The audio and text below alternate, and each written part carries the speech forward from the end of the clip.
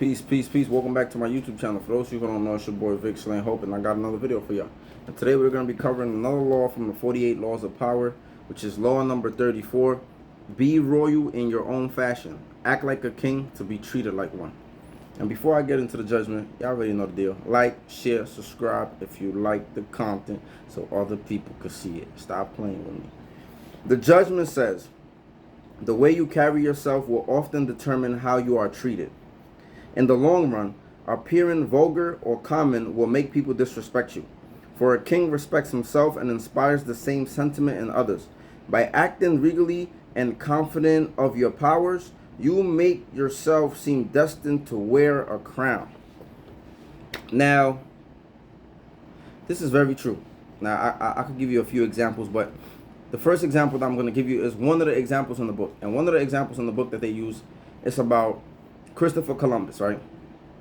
Christopher Columbus had this dream or this idea about being an explorer, but he didn't have the money, right? He didn't have the money. He also didn't have the resources or the connections, right? So one of the things that he did from when he was young, because he was a regular merchant, I believe he came from Italy, right? So he was a regular merchant, and you know back in those days how the hierarchy worked with the kings, the nobles in the court scribes, the advisors, whatever. I don't really know the full labels that they kind of have, but you get what I'm saying. There was a hierarchy. So he was kind of like low on the hierarchy. He was just a merchant. He used to sell cheese. But he had this aura about him that he felt like he was destined for greatness, right? And because he had this aura and he had this dream, what he did was he created this myth or this storyline that he was a descendant from somebody in the Roman Empire or somebody that of some type of nobility or high status in the past. So this is something that he came up with. This is something that like was just kind of like going around. It wasn't really proven, but it was just out there kind of, right? And I think he also used this story. You know, sometimes when you tell yourself certain things a lot, you start to believe that shit, right? So this was kind of like the sense that he had. He had this, he walked around with this aura that he was destined for greatness because he belonged to this nobility, right? So what he did was, when he ended up getting married to a woman that had some connections to the kings and to the monarchy in Portugal, he kind of like worked through the person that he married to kind of like try to get the king of Portugal to fund his trip. And he didn't fund it, but he also set his price high. So the point is that you set your own price at the end of the day. Even though he was a merchant, right, and people could easily look at him, like the fact that he set his price at a high level, it kind of like exudes confidence. Later on, he ended up going to the Queen Isabella of Spain, and she kind of liked him, and she kind of like funded his trip. So the point is that they kind of use him to explain the sense of self-worth that he kind of like had, right? Even though he knew he only sold cheese, right? And then in the society that they lived in, they looking at you like you ain't really shit. He had this sense of himself, which is kind of like saying the way you carry yourself will often determine how you are treated. So because he treated himself like he was royalty, or that he belonged to royalty, he moved in a certain way. And a lot of times when people believe, or when you act as if you're part of royalty, they will treat you in that way. Kind of like what the book was saying. For a king respects himself and inspires the same sentiment in others. So by acting regally and confident of your powers, you make yourself seem destined to it, right? I could give you another example of this. Another example is they talked about Haile Selassie, right, on this too, Rastafari. And in some instances, even this is not the same example that they use here, but they did use him as an example, and talking about his like how noble he was and his dignity, right?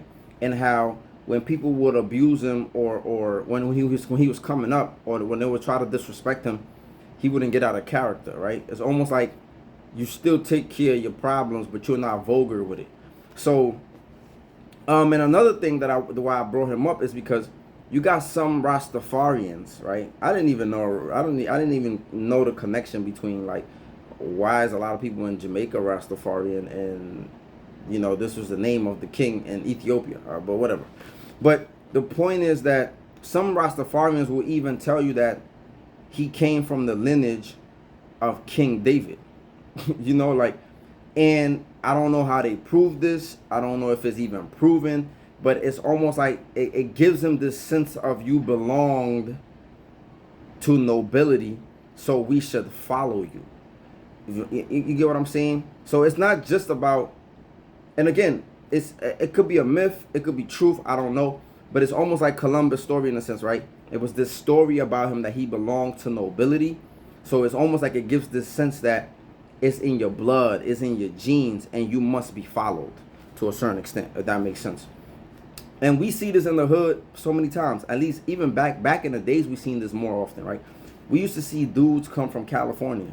We used to see dudes come from different states, and they will pull up, right, and set up shop and bring that gang shit with them, right? They will pull up, they will act as though they was some OG wherever they came from, or they was just somebody that deserved to be followed, right, or praised.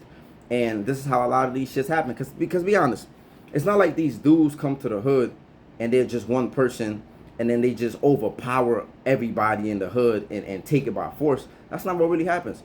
What happens is they come through, they talk a certain way, they operate a certain way, you know, so people start to look at them like, oh, you know, this person probably is of high nobility. This person is probably a high ranking member. This person is probably deserves to be followed. And what happens is they get a few people that believe their story or feel like they deserve to be followed. Next thing you know, they're under the wing.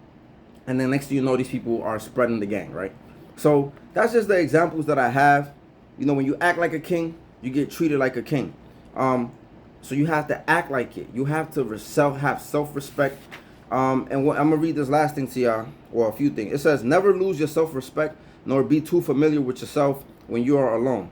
Let your integrity itself be your own standard of rectitude, and be more indebted to the severity of your own judgment of yourself than to all external precepts. Right? It says, desist from unseemly conduct, rather out of respect for your own virtue than for the strictness of external authority. So meaning you have to do it for yourself, right? Not because somebody is forcing you, not because somebody's putting pressure on you, but you got to do it for yourself. Another thing it says, with all great deceivers, there is a noteworthy occurrence to which they owe their power. And the actual act of deception in the actual act of deception, they are overcome by belief in themselves. It is which then speaks to the miraculously and the compelling to those around them. So it says the crown, the image. This is the last thing I'm gonna read, and I'm gonna get up out of here. It says image, the crown. Place it on your head, and you assume a different pose, tranquil yet radiating assurance. Never show doubt. Never lose your dignity beneath the crown, or it will not fit you. It will seem not to be destined for one more worthy. Do not wait for a coronation. The greatest emperors crown themselves. And of course, the reversal of this law is, you know, when you are acting, of course, right, in the confidence, in the assumption, right, that you should be treated like royalty, never do too much. You know what I'm saying?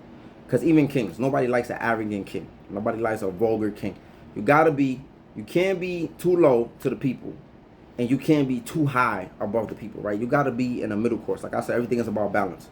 And a lot of those tyrannical kings that were arrogant, that just led with iron fists, like they wasn't like, and it usually led to their demise. And for you too, it will lead to your demise.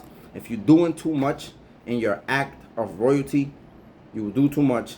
And in some cases, you know, some of these kings have lost their heads by doing too much. And so can you. So let me know what your thoughts are. Like, comment, subscribe, share, and have a good one. Peace.